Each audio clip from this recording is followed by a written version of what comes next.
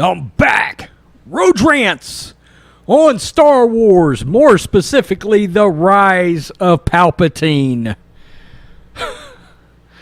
There's been some interesting new findings coming out that I find especially interesting, considering a video I made a while back that we will reference in just a momento. This comes by way of, was put together by Disney Star Wars is Dumb and our good buddy Ichibaka. There's a tweet put out by Scott Mendeldouche that says, from Forbes, this is gossip, but this makes sense because whether I like each film or not, every prior J.J. Abrams movie is excessively well made. Listen, I'm higher on J.J. than most, but can we say every single one has been well made? That last Star Trek movie was a little rough. He's very good at what he does. He got a tweet in from all hell your 6-foot Antifa overlords at neon_heartbeat, having a convo with my friend who works in the film industry, who I haven't spoken to since last November, and oh boy, does he have tea on the rise of Skywalker.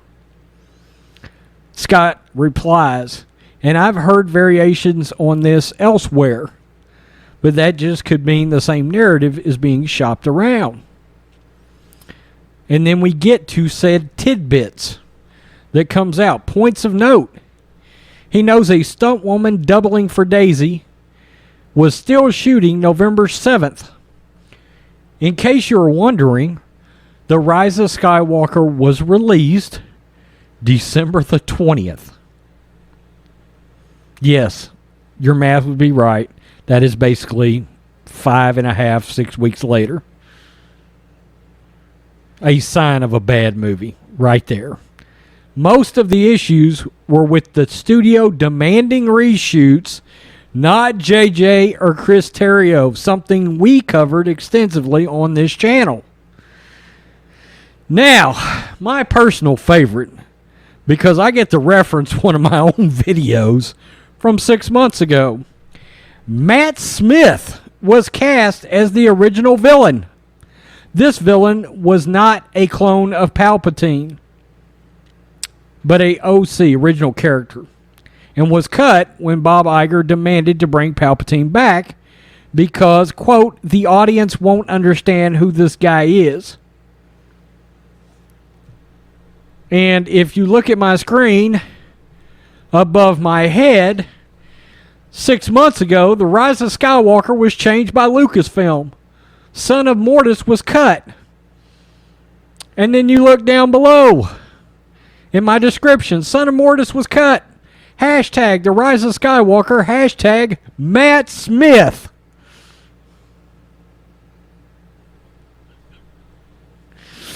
That was from one of the leaks we got that essentially Kathleen Kennedy came in to J.J. Abrams, or to Bob Iger, and threw a shit fit and said, nobody will know who this villain is. Was cut when Bob Iger demanded to bring Palpatine back because, quote, the audience won't know who this guy is.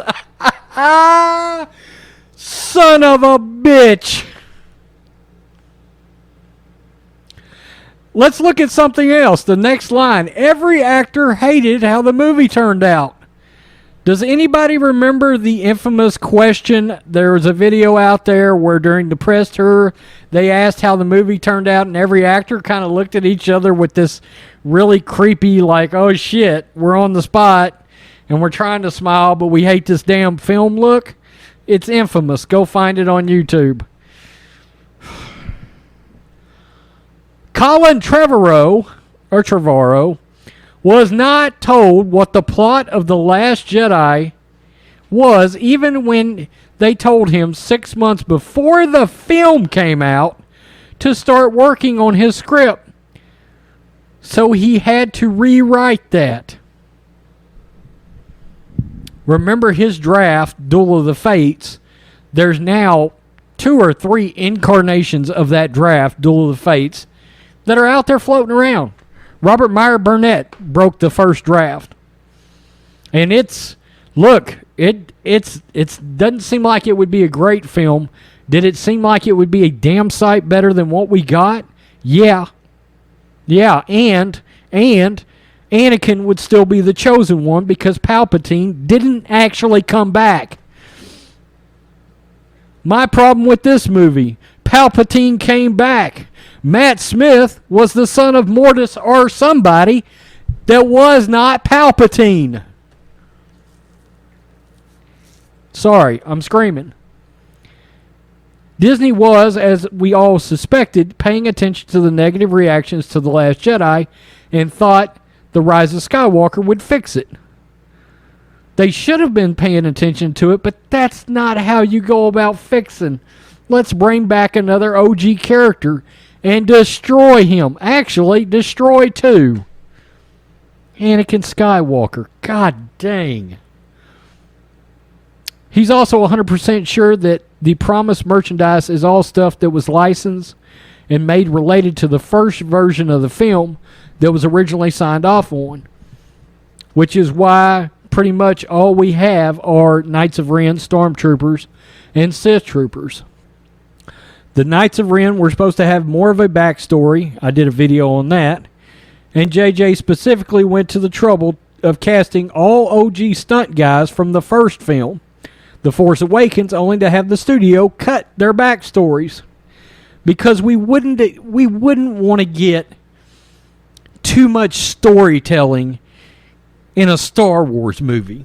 God.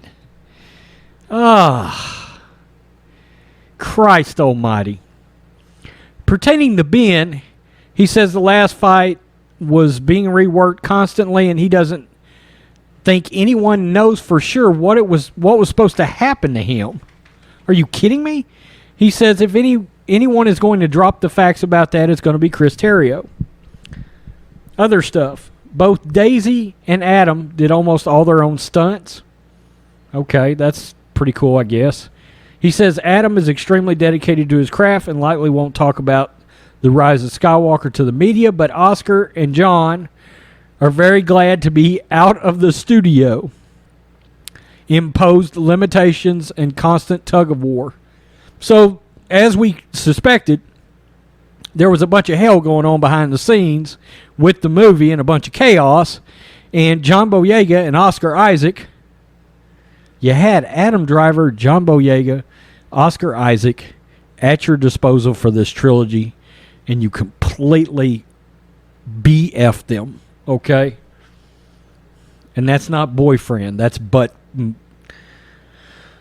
Also, what they shot for the first version of the film was about 40% scrapped and reshot. That's probably the third act. So no original version exists. We won't get a la Snyder cut because Disney, unlike Warner Brothers, is never going to admit they made a mistake with this billion-dollar franchise.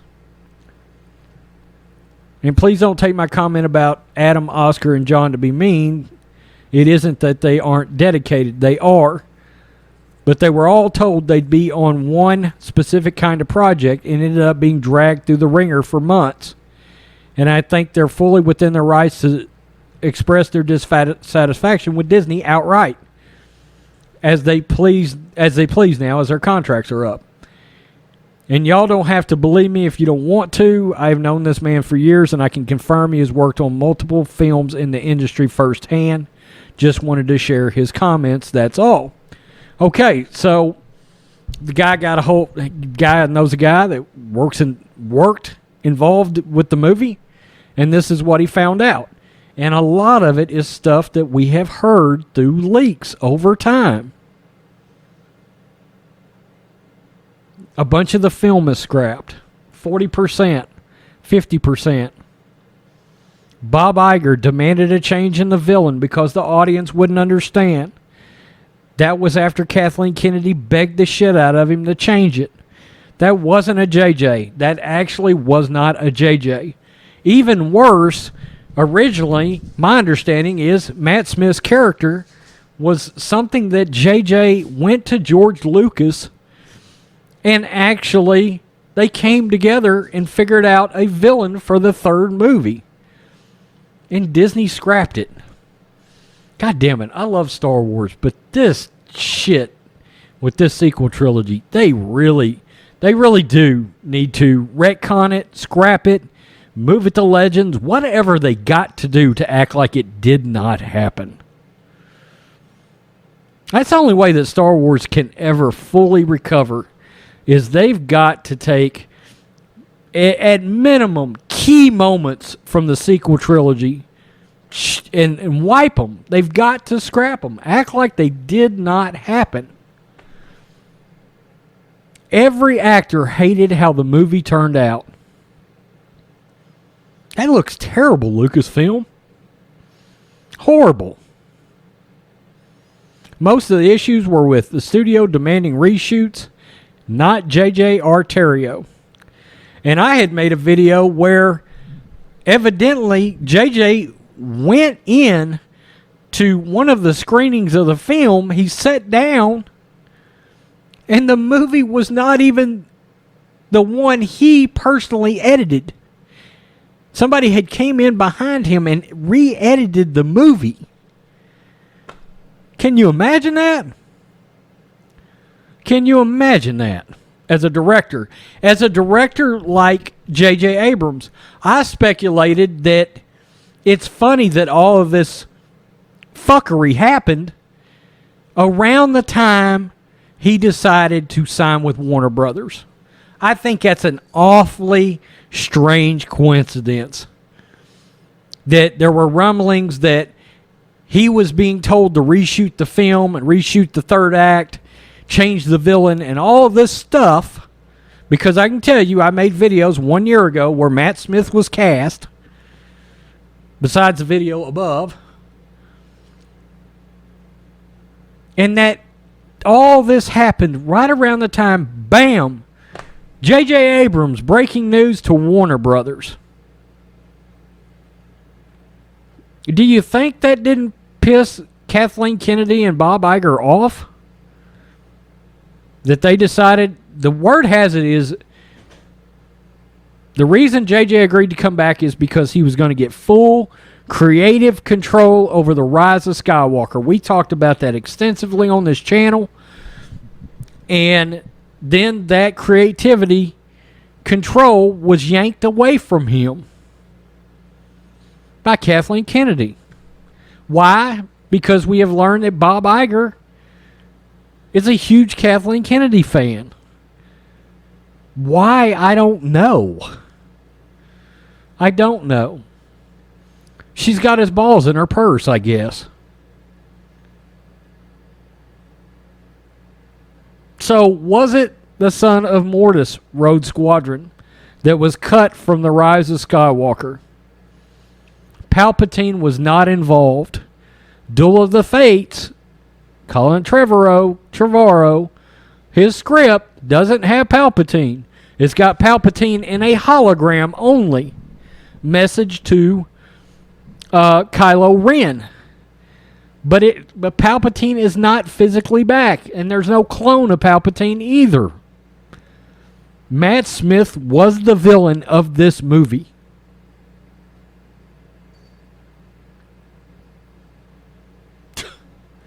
Lucasfilm can't get out of its own way.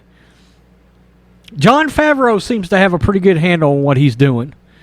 But when it's left up to the sequel trilogy and Kathleen Kennedy and Bob Iger and J.J. Abrams and Rian Johnson, that is an orgy of failure.